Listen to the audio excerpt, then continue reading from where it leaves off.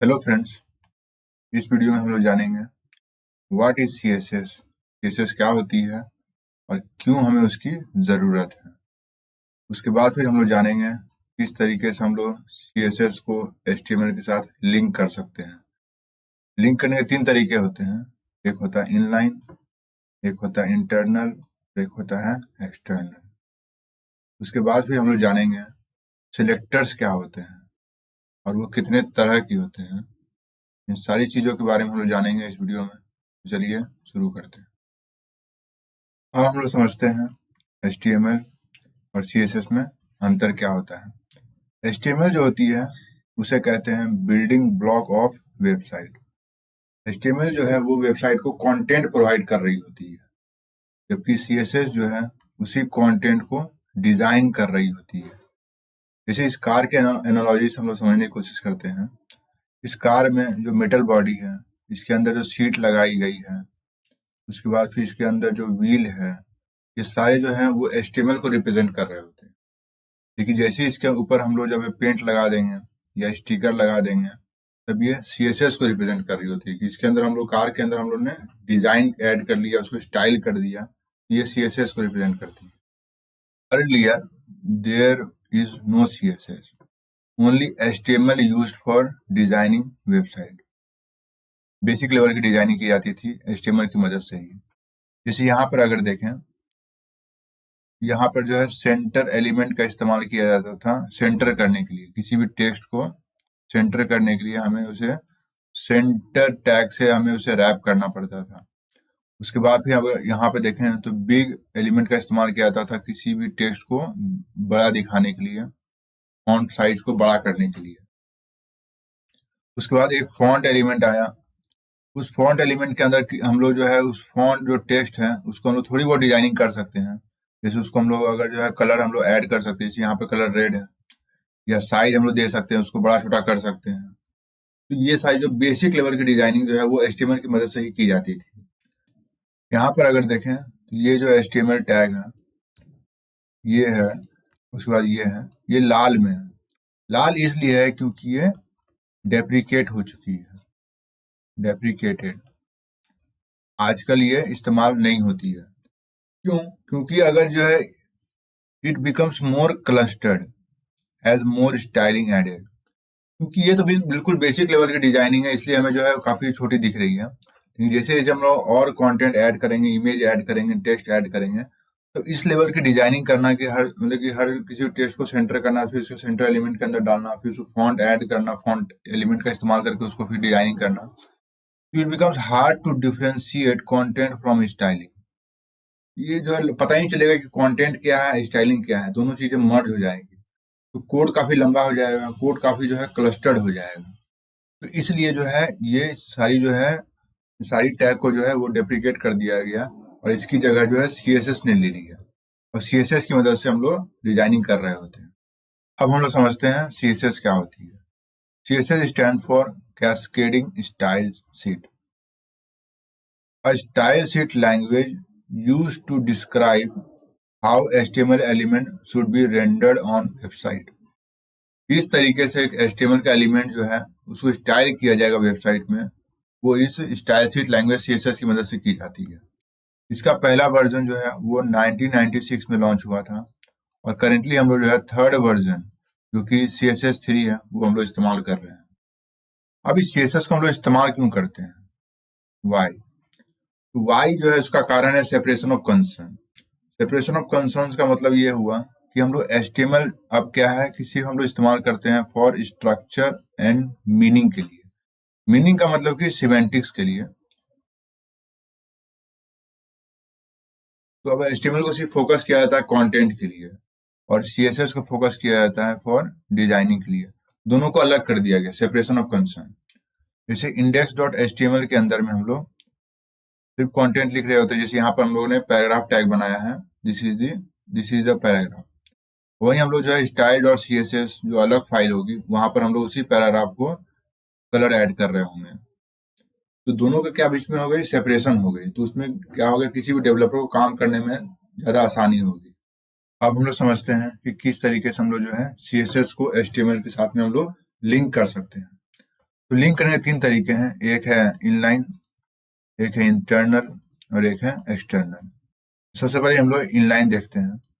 Inline के अंदर जो है ये पी एलिमेंट है। तो पी एलिमेंट में हम लोगों ने सबसे पहले एक पैराग्राफ लिख दिया। इसी ओपनिंग टैग में एक एट्रीब्यूट आती है जिसको कहते हैं स्टाइल, और स्टाइल के अंदर हम लोग जो है सीएसएस को ऐड कर रहे होते हैं। जैसे यहाँ पर हम लोगों ने ऐड किया है कलर रेड। तो कलर रेड से क्या हो जाएगा, ये जो है टेक्स्ट कलर को, जो टेक्स्ट है उसको रेड कर देगा। तो हम लोगों ने जो है ओपनिंग टैग में ही पैराग्राफ के हम लोगों ने स्टाइल को ऐड कर दिया। ये हो गई इनलाइन स्टाइलिंग हो गई। फिर होती है एक internal styling, internal CSS. Internal CSS में ऊपर में सबसे पहले एक हेड आता है, ये हेड है, और इस हेड के अंदर में हम लोग जो है एक स्टाइल ओपनिंग टैग और स्टाइल जो है क्लोजिंग टैग, इसके बीच में हम लोग जो है सीएसएस को लिख रहे होते हैं। ये सीएसएस हम लोग लिखते हैं। और यहाँ पर जो बॉडी है, इस बॉडी के बीच में हमारी जो है कंटेंट जा रही होती है, और इसको स्टाइलिंग हम लोग इस स्टाइल जो है टैग के बीच में हम लोग ओपनिंग और क्लोजिंग टैग के बीच में हम लोग स्टाइलिंग कर रहे होते हैं। ये हो गई हमारी इंटरनल। अब एक्सटर्नल में क्या होती है, एक्सटर्नल में बिल्कुल ही अलग हो जाती है, एक अलग से फाइल बन जाती है, और उसको हम लोग लिंक कर रहे होते हैं। जैसे यहाँ पर हेड में, तो हेड में हम लोग लिंक कर रहे होते हैं। रिलेशनशिप क्या होती है, वो स्टाइल शीट होती है, और एचआरएफ हम लोग लोकेशन दे रहे होते हैं style dot C S S की। तब index dot H T M L, ये जो फाइल है ये है index dot H T M L. उसके अंदर हम लोग ये पूरा एच टी एम एल लिख रहे होते हैं, बॉडी हम लोग लिख रहे होते हैं कंटेंट, और ये जो नीचे जो है ये पूरी, इसमें लोग सी एस एस लिखते हैं, ये पूरी आती है style dot C S S file के अंदर। तो उसके अंदर में जो है हम लोग सीएसएस लिख रहे होते हैं, जो कि एक अलग से फाइल हो जाती है, इसलिए हम उसको कहते हैं हम लोग एक्सटर्नल सीएसएस। फिर उसको हम लोग यहाँ पर लिंक कर रहे होते हैं एचआरएफ में, उस लोकेशन को प्रोवाइड करते हैं हम लोग style dot C S S. तो ये थे 3 तरीके, किस तरीके से हम लोग जो है सीएसएस को ऐड कर सकते हैं, लिंक कर सकते हैं एचटीएमएल के साथ में। अब इसको हम लोग जो है कोड, वीएस कोड में भी देख लेते हैं हम लोग। तो ये हमारा जो है इंडेक्स डॉट एचटीएमएल फाइल है। इसके अंदर जो है एक नॉर्मल एचटीएमएल का बॉयलर प्लेट है, और बॉडी के अंदर जो हम लोगों ने एक H1, H2 और H3 3 हम लोगों ने बनाया हुआ है एचटीएमएल एलिमेंट। अब सबसे पहले हम लोग देखते हैं इनलाइन स्टाइलिंग कि किस तरीके से हम लोग इनलाइन सीएसएस को हम लोग ऐड करते हैं। तो इनलाइन के लिए सबसे पहले यहाँ पे एक एट्रीब्यूट आती है स्टाइल। अब स्टाइल में हम लोग करना है कलर। कई सारी जो है सीएसएस प्रॉपर्टी आती है, लेकिन अभी हम लोग शुरुआत कर रहे हैं कलर से। तो कलर के अंदर हम लोग कर देते हैं रेड। तो रेड करेंगे तो हमारा जो यहाँ पे टेक्स्ट है वो रेड हो जाएगा। ये हो गई हमारी इनलाइन स्टाइलिंग। अब इंटरनल स्टाइलिंग के लिए हम इस हेड के अंदर में अब हमें जाना पड़ेगा। इस हेड के अंदर में सबसे पहले हम लोग बनाएंगे स्टाइल का ओपनिंग टैग, क्लोजिंग टैग हो गई। अब इसके बीच में अब हम लोग सीएसएस लिखेंगे। अब हम लोग लिखेंगे H2 कलर ब्लू, ब्लू कर देते हैं। अब हेडिंग 2 जो है हमारी वो ब्लू हो गई है। अब ये तो हो गई हमारी इंटरनल। अब हमें करना है एक्सटर्नल। तो एक्सटर्नल के लिए सबसे पहले हमें यहाँ पे एक फाइल बनाना पड़ेगा। फाइल बना लेंगे style dot C S S. अब बनाने के बाद हमें इसे लिंक भी करना होगा हमें। तो लिंक करने के लिए हम लोग यहाँ पर हेड में जाएंगे, और यहाँ पर हम लोग लिंक। तो लिंक में सबसे पहले हमारा जो एट्रीब्यूट आता है रेल। तो रेल मतलब कि रिलेशनशिप क्या है, तो स्टाइल सीट। उसके बाद फिर एचआरएफ आएगी। एचआरएफ के अंदर हम लोग लोकेशन देंगे style dot C S S की कहाँ पर है, तो dot slash style dot C S S. अभी हमारी लिंक हो गई है। अब हम लोग इस style dot C S S में अब हम लोग जो है सी एस एस को लिखेंगे। तो हम लोग यहाँ पे H3 को लिखते हैं, H3 को स्टाइल करते हैं। तो यहाँ पे हम लोग करेंगे कलर ग्रीन।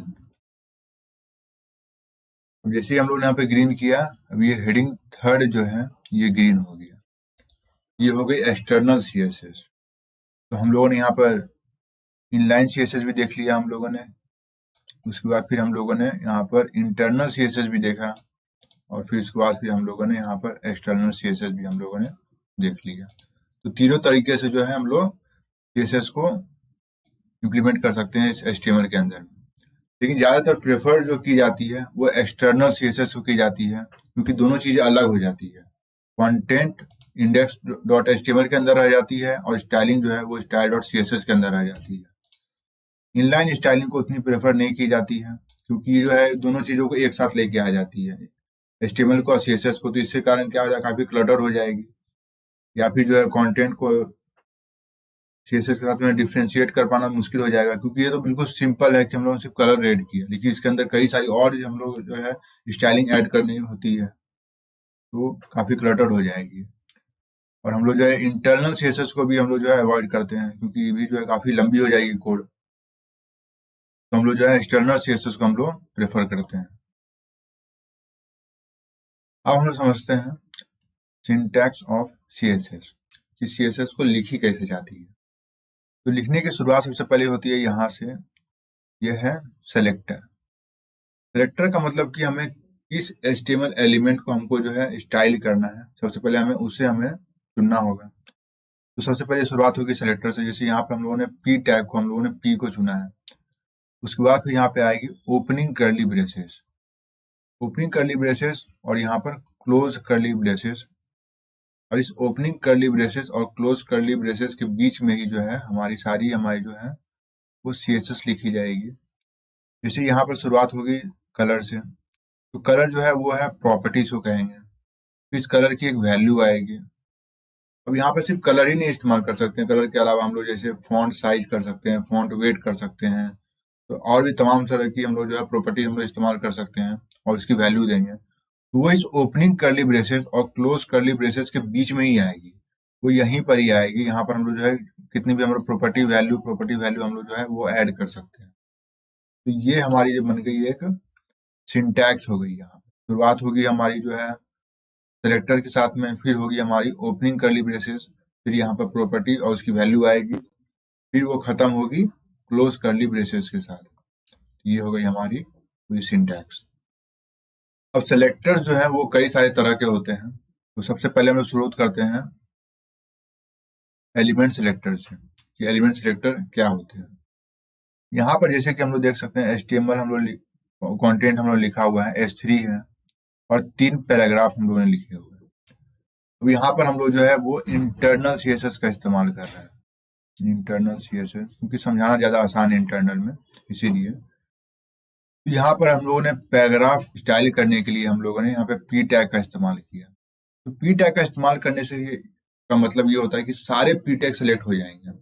ऐसा नहीं कि सिर्फ एक P टैग होगा, जितने भी उस HTML फाइल के अंदर index.html के अंदर जितने भी P टैग होंगे, पैराग्राफ एलिमेंट होंगे, वो सारे ही सेलेक्ट हो जाएंगे। तो सारे सेलेक्ट हो गए इस P टैग की मदद से। उसको हम लोगों ने कर दिया कलर रेड। तो यहाँ पे जितने भी पैराग्राफ हैं वो सारे जो है वो कलर रेड हो गए। फिर हम लोग यहाँ पर H3 जो है एलिमेंट है, तो हम लोग यहाँ पे H3 लिखा। तो हम लोग जितने भी H3 होंगे, यहाँ तो एक ही है, तो जितने भी H3 होते हैं सारे जो है वो सेलेक्ट हो जाते हैं, और उसको हम लोगों ने कलर दे दिया ब्लू। तो यहाँ पर जो है हमारा जो हेडिंग 3rd है ये ब्लू हो गया। तो इस तरीके से हम लोग जो है एलिमेंट सिलेक्टर होता है कि हम लोग जो है एलिमेंट का हम लोग जो है यहाँ पर जो एलिमेंट है उसके डायरेक्ट हम लोग यहाँ पर एलिमेंट को सिलेक्ट कर सकते हैं और उसको हम लोग जो है उसके अंदर CSS को हम लोग ऐड कर सकते हैं। आप समझते हैं क्लास सेलेक्टर क्या होता है। अब हम लोगों ने जैसे देखा कि अगर हम लोग P टैग को अगर हम लोग इस्तेमाल करते हैं CSS में, तो जितने भी P टैग है, P एलिमेंट है, वो सारे ही सेलेक्ट हो जाते हैं। लेकिन अगर मान लेते हैं किसी एक को हमको मान लेते हैं कि जो पैराग्राफ है एलिमेंट है उसको हमको मान लेते हैं कि CSS ऐड करनी है, तो उसमें हम लोग क्या करेंगे, उसमें हम लोग जो है एक क्लास एट्रीब्यूट आती है। उस क्लास एट्रीब्यूट के अंदर हम लोग एक कोई भी टेक्स्ट हम लोग दे सकते हैं, यूनिक टेक्स्ट, लेकिन लेजिबल होनी चाहिए टेक्स्ट। हम लोग टेक्स्ट दे सकते हैं और इस टेक्स्ट की मदद से हम लोग यहाँ पर डिजाइनिंग कर सकते हैं। जैसे क्लास होती है तो क्लास को हम लोग शुरुआत करते हैं डॉट से। यहाँ पर हम लोग जो है CSS में हम लोग डॉट से शुरुआत करते हैं क्लास एट्रीब्यूट के लिए। तो डॉट आएगी, उसके बाद फिर सेम टेक्स्ट आएगी। इसमें कैपिटल लेटर या स्मॉल लेटर का इस्तेमाल नहीं कर सकते, बिल्कुल सेम टेक्स्ट आनी चाहिए। उसके बाद फिर हम लोग जो है उसमें CSS को ऐड करेंगे। जैसे यहाँ पर हम लोगों ने पहला पैराग्राफ जो है उसमें हम लोग जो है क्लास एट्रीब्यूट को इस्तेमाल किया है ग्रीन टेक्स्ट, और यहाँ पर हम लोगों ने डॉट ग्रीन टेक्स्ट करके फिर हम लोगों ने CSS को ऐड किया कलर ग्रीन। तो यहाँ पर ये जो पैराग्राफ है वो ग्रीन कलर का हो गया। तो ये जो है क्लास हम लोग इस्तेमाल कर रहे होते हैं to group different element with same style. ऐसा जरूरी नहीं है किसी पहले ही पैराग्राफ में हम लोग जो इस्तेमाल कर सकते हैं क्लास ग्रीन टेक्स्ट, हम लोग चाहे तो दूसरे पैराग्राफ में भी इस्तेमाल कर सकते हैं, तीसरे में भी कर सकते हैं, या फिर चाहे तो S3 में भी कर सकते हैं। अगर हम लोग S3 में अगर ऐड करते हैं अगर क्लास हम लोग ग्रीन टेक्स्ट, तो यहाँ पर ये S3 जो है ये ग्रीन हो जाती है। तो ये हो गई क्लास सेलेक्टर। अब हम लोग समझते हैं आईडी सेलेक्टर। आईडी सेलेक्टर के अंदर जैसे हम लोग क्लास एट्रीब्यूट होती है जो कि ग्लोबल एट्रीब्यूट है कि किसी में हम लोग HTML एलिमेंट में हम लोग क्लास एट्रीब्यूट का इस्तेमाल कर सकते हैं, उसी तरीके से एक आईडी आती है। आईडी के अंदर भी हम लोग जो है टेक्स्ट लिख रहे होते हैं, और यहाँ पर हम लोग जैसे क्लास में डॉट इस्तेमाल किए थे, आईडी में हम लोग जो है हैशटैग इस्तेमाल करते हैं, और इस हैशटैग ब्लू टेक्स्ट के अंदर हम लोगों ने यहाँ पे कलर दे दिया कलर ब्लू, और हम लोगों ने इस थर्ड पैराग्राफ में हम लोग इस्तेमाल किया आईडी को, तो थर्ड पैराग्राफ जो है वो ब्लू हो गया। तो फिर आईडी और क्लास में दोनों में अंतर क्या है? आईडी क्लास में अंतर यह है कि आईडी जो होती है वो यूनिक होती है, यूनिक आईडी पर HTML फाइल।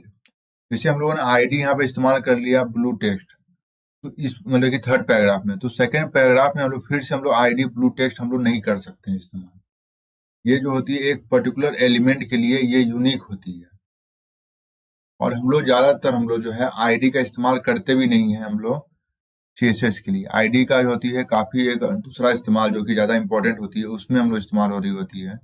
ज्यादातर हम लोग जो है इस एलिमेंट सेलेक्टर और क्लास सेलेक्टर का ही हम लोग इस्तेमाल कर रहे होते हैं CSS के लिए, स्टाइलिंग के लिए। आईडी का इस्तेमाल हम लोग बहुत ही रेयरली करते हैं, क्योंकि आईडी जो है उसकी काफी अलग इस्तेमाल है, उसकी ज्यादा काफी अलग उसकी अलग इंपॉर्टेंस है। अब एक आता है यूनिवर्सल सेलेक्टर। यूनिवर्सल सेलेक्टर का इस्तेमाल किया जाता है mainly used for reset. Reset जैसे मान लेते हैं कि ये जो यहाँ पर इस तरीके से यूनिवर्सल सेलेक्टर का इस्तेमाल किया जाता है।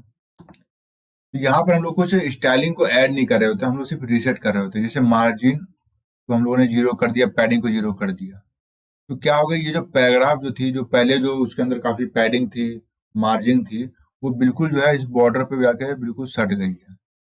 तो इसको मेनली हम लोग रीसेट करने के लिए इस्तेमाल करते हैं। यूनिवर्सल सेलेक्टर का मतलब होता है कि जितने भी एलिमेंट हैं, चाहे वो P एलिमेंट हो या फिर H1 हो, H2 हो, इमेज हो, जितने भी जो एलिमेंट हैं इस HTML फाइल में, वो सारे ही सिलेक्ट हो जाते हैं एक बार में। इसे हम लोग कहते हैं यूनिवर्सल सेलेक्टर। अब आती है कंबाइनिंग सेलेक्टर, कि किस तरीके से हम लोग जो है अलग अलग सिलेक्टर को एक साथ कंबाइन कर सकते हैं अगर सेम तरह की अगर हम लोग CSS को इस्तेमाल कर रहे हैं। जैसे यहाँ पर हम लोग की काफी सारी जो है HTML एलिमेंट है, लेकिन यहाँ पर जो S3 है और P है, दोनों के अंदर मान लेते हैं कि हमको सेम ही स्टाइलिंग ऐड करनी है, तो हमको अलग अलग CSS लिखने की बजाय हम लोग S3, P हम लोग करके सेम स्टाइलिंग दे सकते हैं। जैसे हम लोग यहाँ पे कलर रेड कर दिए, तो यहाँ पे क्या हो गया, हमारी जो हेडिंग थ्री है और हमारी जो फर्स्ट पैराग्राफ है, दोनों ही रेड हो गई। तो दोनों को रेड मतलब कि हम लोग अलग अलग भी लिख सकते थे कि S3 को हम लोग अलग लिखते हैं, इसके अंदर हम लोग अलग से CSS को ऐड करते हैं, कलर रेड लिखते हैं, फिर हम लोग P को हम लोग जो है अलग से हम लोग कलर रेड लिखते हैं, तो डबल लिखनी पड़ जाती, क्योंकि हमको सेम CSS स्टाइलिंग को इस्तेमाल करना है। हम लोग कॉमा दे करके भी जो है दोनों को एक साथ हम लोग जो है स्टाइलिंग को ऐड कर सकते हैं। जैसे दो अलग अलग क्लास हैं, जैसे कि हम लोगों ने सेकंड पैराग्राफ को हम लोगों ने और थर्ड पैराग्राफ को, दोनों को अगर हमको सेम स्टाइलिंग ऐड देनी है, जैसे यहाँ पे हम लोगों ने कलर ब्लू दिया हुआ है, तो दोनों को क्लास को भी हम लोग जो है कॉमा दे करके दोनों को ही एक साथ में हम लोग CSS को इस्तेमाल कर सकते हैं। जैसे यहाँ पर हम लोगों ने सेकंड पैराग्राफ और थर्ड पैराग्राफ हम लोगों ने सेम हम लोग CSS अप्लाई किया है कलर ब्लू। तो ये होती है कंबाइनिंग सेलेक्टर। तो आज के लिए इतना ही, अब हम लोग मिलते हैं अपने अगले वीडियो में, तब तक के लिए थैंक यू, बाय बाय।